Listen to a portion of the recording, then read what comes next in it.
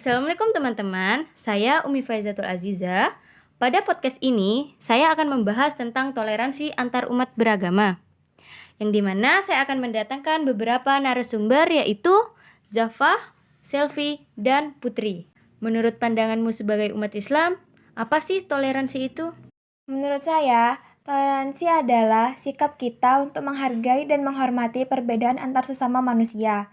Maksudnya, membiarkan orang-orang mempunyai keyakinan lain dan menerima kenyataan tersebut karena mengakui hak kebebasan setiap orang dalam hal keyakinan hatinya. Oh, jadi menurutmu toleransi seperti itu? Lalu hal-hal apa saja yang ada dalam toleransi? Dalam toleransi juga terdapat batasan-batasan. Kira-kira batasan-batasannya seperti apa sih? Batasannya ada pada cara beribadah dan cara bergaulnya.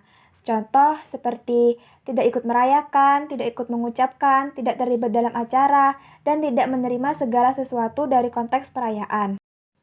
Lalu, ada penjelasan apa lagi tentang toleransi? Selain batasan, ada tuntutan toleransi, yaitu melalui toleransi, pluralitas dan perbedaan dipandang sebagai sunatullah yang tidak pernah berubah.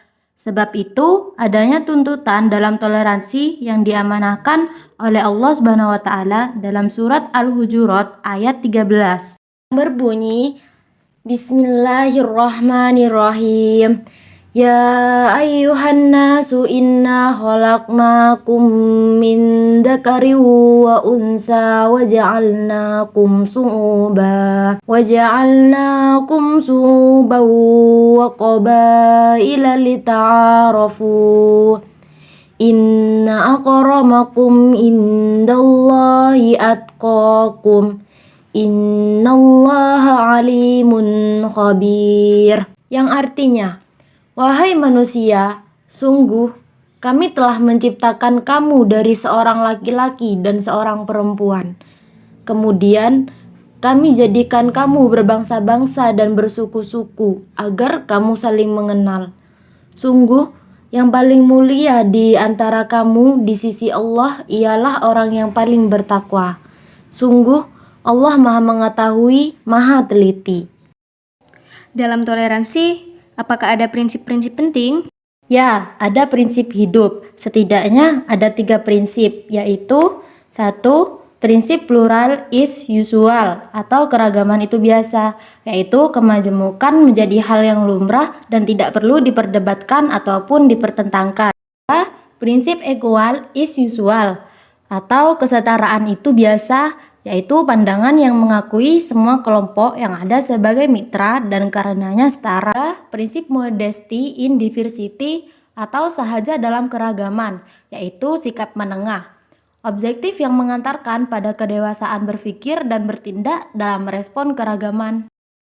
Ternyata masih banyak hal tentang toleransi yang belum diketahui banyak orang ya. Terus, apakah ada kisah Nabi yang mencerminkan sikap toleransi ini?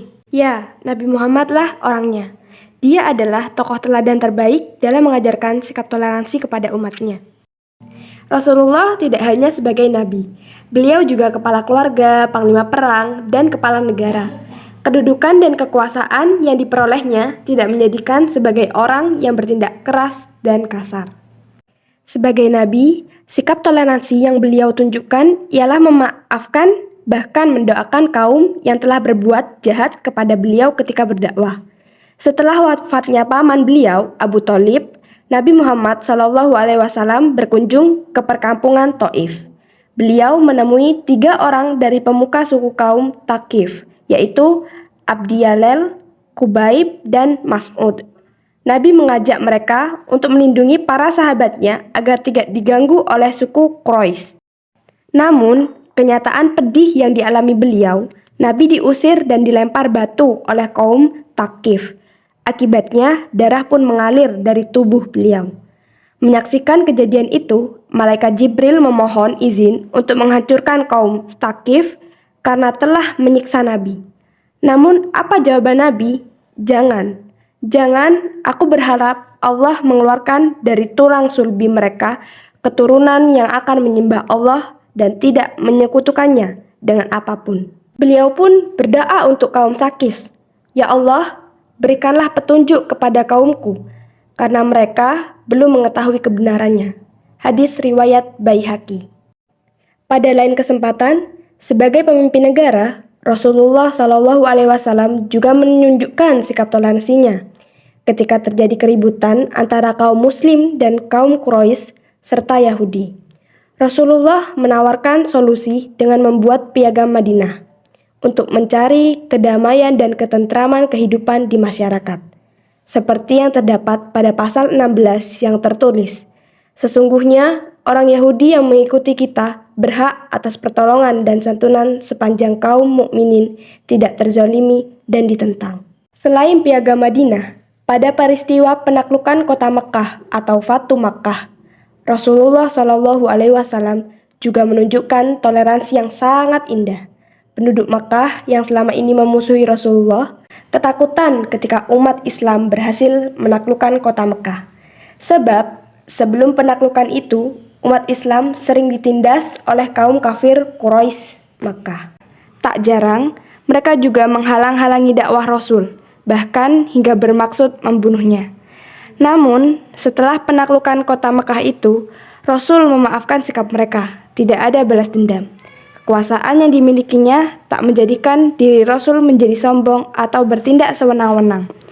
Ketika penduduk Quraisy menanti keputusan beliau, Rasul bersabda, "Saya hanya mengatakan kepada kalian, sebagaimana ucapan Nabi Yusuf kepada para saudaranya, tiada celaan atas kalian pada hari ini. Pergilah, kalian semua bebas." Hadis riwayat Baihaqi. Itulah di antara contoh toleransi Rasulullah. Pantas bila beliau menjadi suri teladan bagi umat Islam dalam berbagai hal. Terima kasih atas penjelasan yang kalian sampaikan. Ini sangat bermanfaat bagi pendengar untuk menumbuhkan sikap toleransi. Semoga nantinya sikap toleransi ini dapat diterapkan oleh pendengar. Sekian podcast kali ini. Wassalamualaikum warahmatullahi wabarakatuh.